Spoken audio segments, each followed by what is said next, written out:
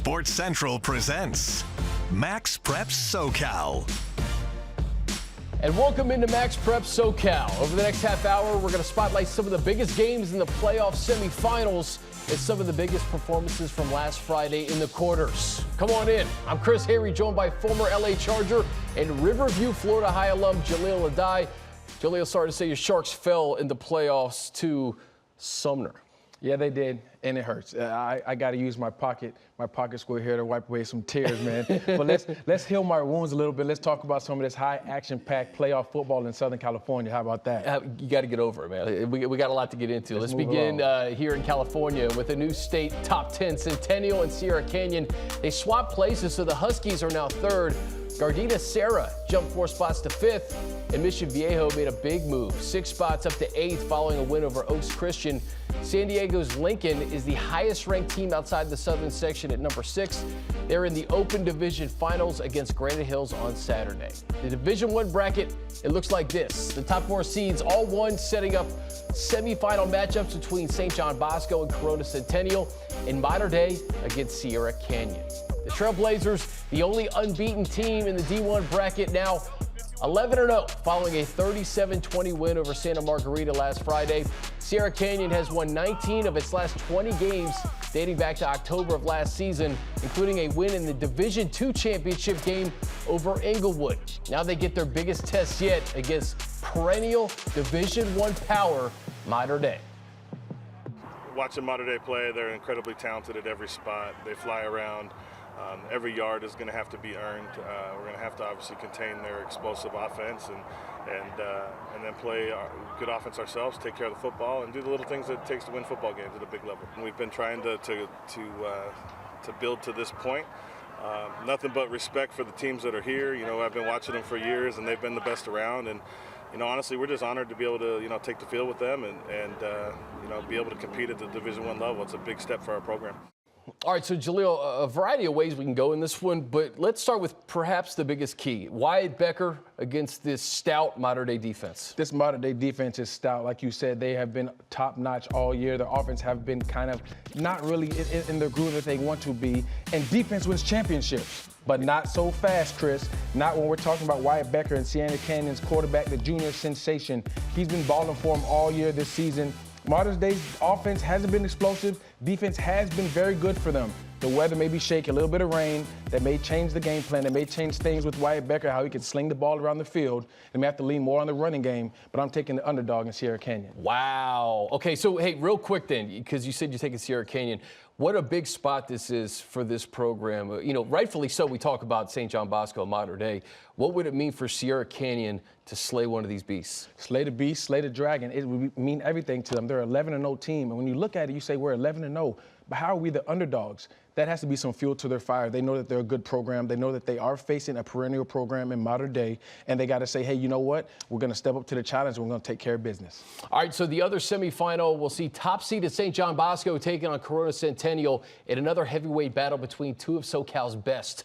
We were out in Corona for the Huskies' 63-39 win over Orange Lutheran in the quarterfinals.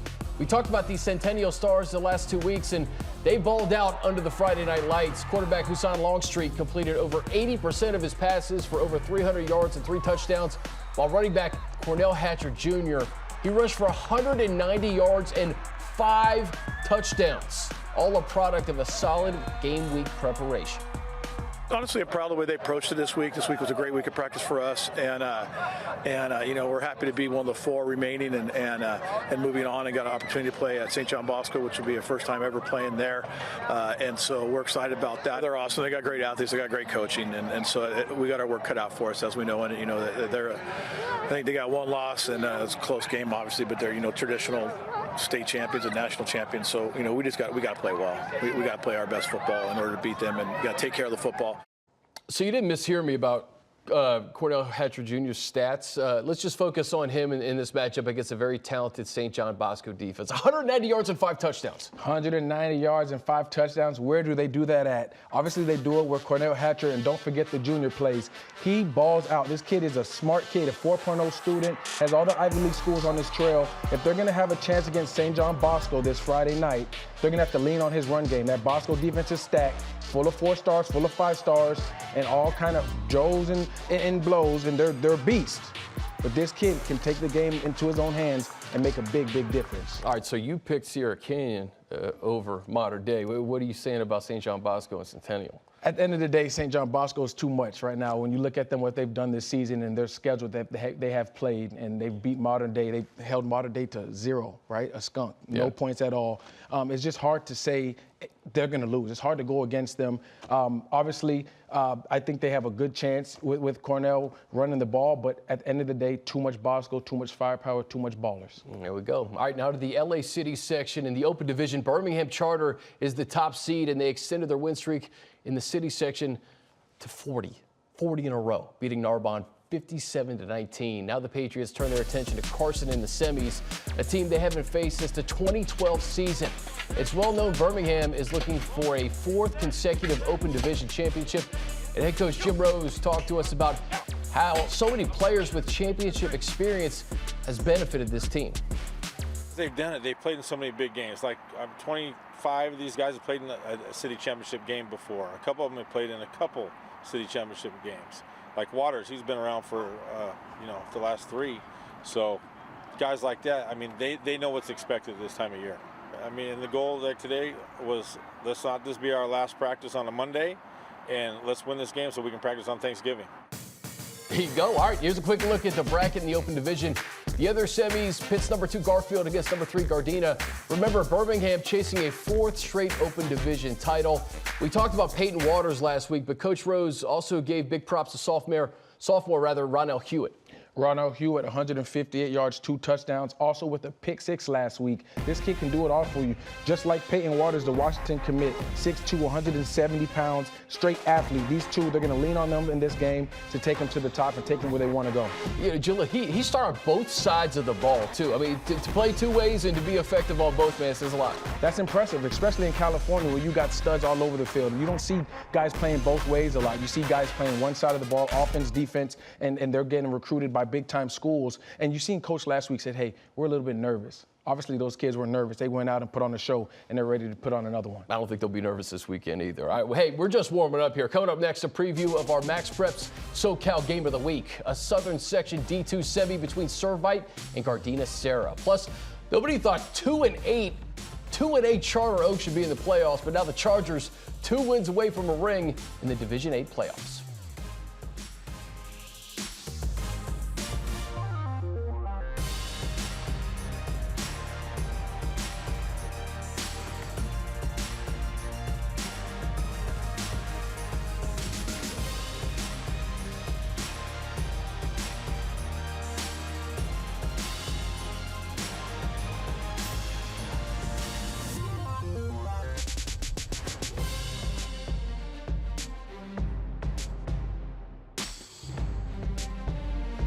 Hi, I'm Coach Chris Reiner from Servite High School, and you're watching MaxPreps SoCal.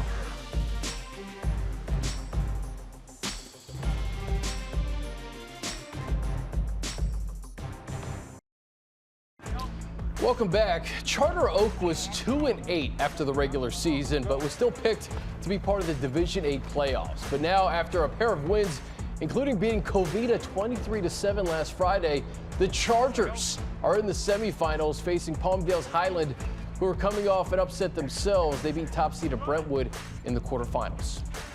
Credit goes entirely to our kids, number 1, and their families, and then to our coaching staff, because every day we've come to practice and we've continually keep our why in front of us and being very intentional and purposeful with everything that we've done. We've just kind of continually honed in on controlling the controllable with the skills that we've developed. And fortunately for us, we were admitted in the playoffs, and we're playing our best football at the right time of year.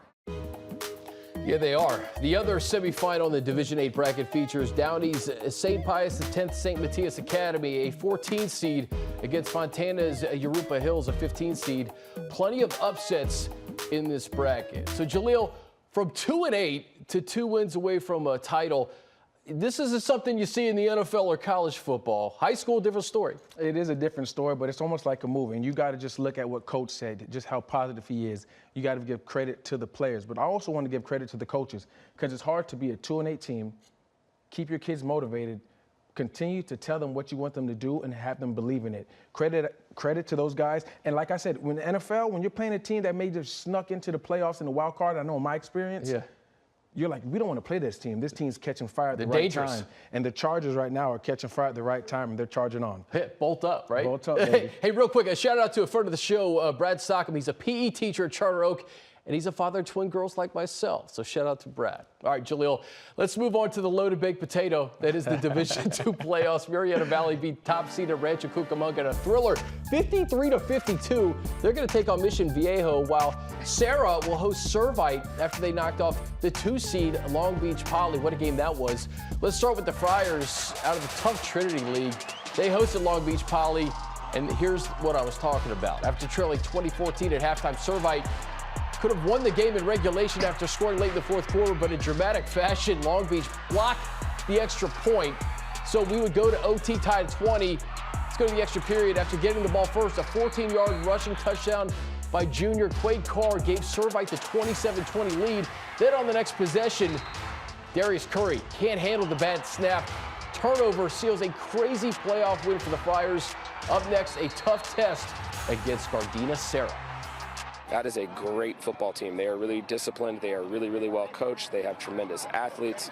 They're a great challenge. And obviously for a program that's had a heck of a lot of success in the last couple of decades, that's a model for which we, strive to attain, that type of consistency, that type of high-level performance, and it's going to take our best effort. So the game will be in Gardena, where Sarah's coming off a 38-28 win over Los Al to book their spot in the semis against Servite. Senior running back, we've talked about him before. Sincere Rainey logged his 5th 200-yard rushing game of the season, 213 yards and 3 touchdowns against the Griffins. We talked to head coach Scott Altenberg this week about what makes the San Jose State commit so special. He's had a great season. He's almost at 2,000 yards rushing, which has not really happened very often in our history. He's real close to the career rushing record at Sarah High School, so it's an exciting time. And he's had a great year. And every game teams try to stop him, and we somehow figure out a way to get him loose. And last game he had 213 yards rushing, so very exciting. So it's our game of the week. Sarah hosting Servite in a Division II semi. Jahleel, let's start with the Cavs and their stud at running back. Is he Adrian Peterson or Barry Sanders? He might be both of them if you want to keep it real. He might be both of them in one. This kid is electric. Every time he touches the ball, he has a chance to be a home run hitter. And the crazy thing about it, Chris, teams know that they're running the football with him. They stack the box with 8, 9 defenders, and he's averaging 8.9 yards a carry in the regular season. Just last week, 213 yards. Book him for 200 yards every time he plays. Sincere Rainey, Mr. 2K, almost 2,000 yards. You go, Batman. We see you. It's a great point. It's demoralizing for defenses when you know it's coming and you can't stop it. Exactly. What about Servite? They were battle-tested in the Trinity League, man. Toughest, maybe, league in the country. It is the toughest league in the country. When you look at Servite, they're a very young team. And being very young, they've taken their lumps, they've taken their bumps, but they climbed over those mountains, and they've continued to see a view at the top of the hill that could be looking really pretty for them if they continue to play the way that they're playing. Hey, Sarah has a great running back in Sincere Rainey. I think Servite being such battle-tested in the league that they have played in, I think they take this one. Man, I'm so jacked. It was so many good games. It is. So many good players in Southern California, man. We can't ever take it for granted. Coming up on MaxPreps SoCal, how about some Division III action? We'll look ahead to a good one between Chaminade and Warren in the semis. Plus, a National Football editor, Zack Poff, going to join us to talk about Warren star quarterback and some big-time matchups in Division I and Division II semis.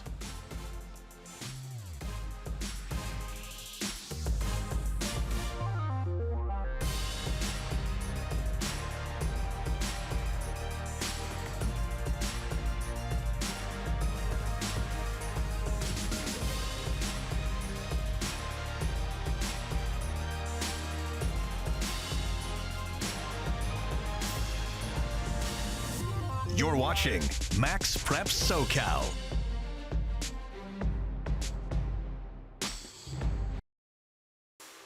All right, checking in on the Division III playoffs. We got a good one in the semis between Chaminade and Warren. Chaminade's the 2 seed, coming off a 30-16 win over Villa Park. The Bears, the 11 seed, they knocked off unbeaten Tustin in the first round, and then Oak Hills by the same score, 34-33. Warren has now won 8 straight, and we spoke with both coaches this week. I love the resiliency, man. I love these kids. Any situation we faced this year, whether we're down, we're up, teams come back, we come back, they're not phased. Injuries, they play through injuries. They come to practice every day with like a workmanlike attitude, and they just grind, And so, we're probably not as, flashy in terms of some of the guys we had in the past, but just a bunch of great kids who work extremely hard.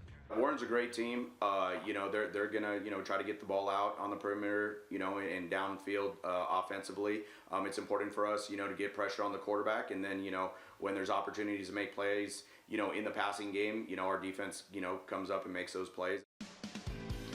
So another good one in the other D3 semi. Number 1 seed San Juan Hills taking on St. Bonaventure. Star wideout Jason Robinson Jr. has 19 catches and 2 touchdowns in the first 2 playoff games for the 11-1 Stallions out of San Juan Capistrano. All right, joining the show now, MaxPreps national football editor Zack Poff. Let's start by talking about the play of Warren's quarterback, Zack. Yeah, man, Madden Iamaleava, this dude's been lighting up the scoreboard all season, but I've been even more impressed with him during the playoffs. This is win or go home time, and we saw what he did in the opening round against Tustin, a team that was 10-0. He threw for 441 yards and 5 touchdowns in that 34-33 win. And then last week against Oak Hills, he went for 300+ and had 4 touchdowns. The game went to overtime. He turned into Jalen Hurts, got the tush-push walk-off win for the 2-point conversion. So I've been super impressed with Madden Iamaleava. He's a 4-star junior quarterback for a reason. And I think they're going to win on Friday night. I think they're going to get a date with San Juan Hills in the D3 championship game. That's going to be a saucy game, man. Jason Robinson Jr., 2024 Washington commit. This dude has been showing out every single Friday night. All right, we got some gems. Take us through 4 great games, Division I and II semis. We'll start Division I with Bosco-Centennial. Yeah, this is going to be our MaxPreps game of the week across the country, too. This is going to be a huge matchup, man. You got number 19, Corona-Centennial, making the trip over to Bellflower to take on number 3, St. John Bosco. And you guys were talking about Cornell Hatcher Jr. earlier. This is the guy that's really going to be the key for Matt Logan's offense. He's ran for over 2,000 yards this season and 37 touchdowns. And I think that's going to be the Braves' #1 goal on defense, is to slow him down, led by 2024 Notre Dame commit Kingston Billy Amawasa. I've also been impressed with the way junior quarterback Husan Longstreet's been playing as the season has progressed. He's a 4-star quarterback for a reason, but he's going to face a big-time secondary. I expect St. John Bosco to win this game and kind of pull away late. Modern Day Sierra Canyon, man, I'm not as ballsy as Jahleel, man. I think Modern Day is going to win this game.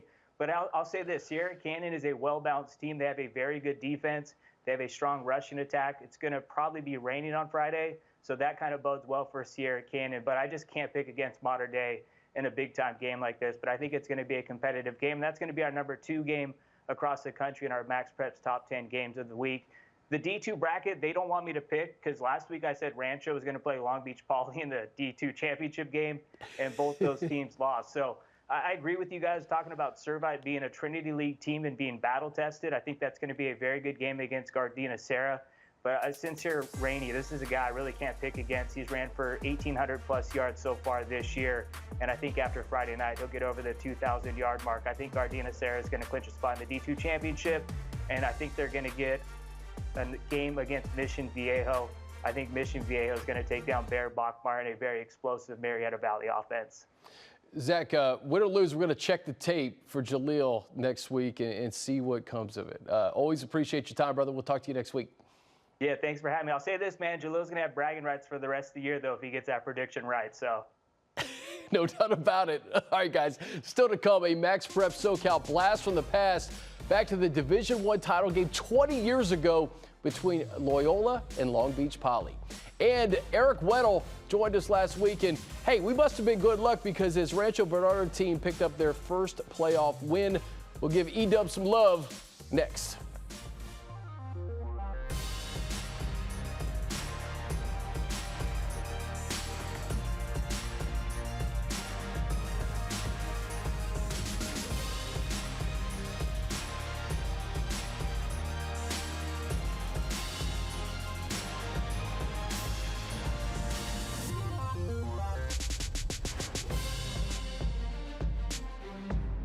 I'm Dominic Farrar from Charter Oak High School, and you're watching MaxPreps SoCal.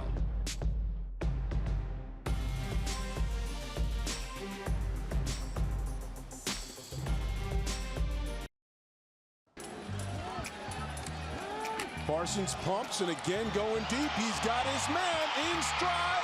Touchdown. Deshaun Jackson.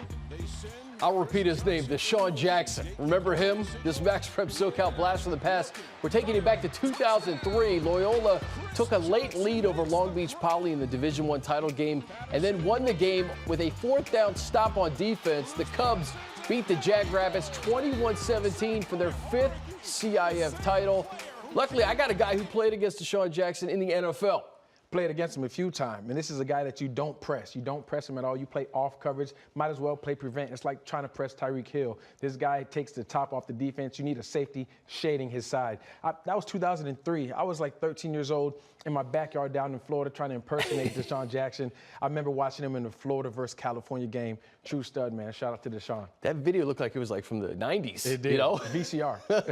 All right, big win for our good friend Eric Weddle. Leo, Rancho Bernardo. They win. Weddle, we see you, baby. 28-18, took down Bishops. Congratulations on your first playoff win. Taking on La Jolla this next week. Good luck. We see you up here in MaxPreps SoCal, CBS LA. Keep doing your thing, man. We were good luck. Yes, He's got to come back. Come back, Weddle. We need you. Hey, we talked about all these games. The elements on Friday could dictate what happens, man. Yes, pack your defense, pack your special teams, and pack an umbrella. It's going to be rainy, it's going to be slippery, and it's going to be exciting to watch. Pack a poncho, too. That does it for us on MaxPreps SoCal. We'll see you next Wednesday, same time. For Jahleel, I'm Chris.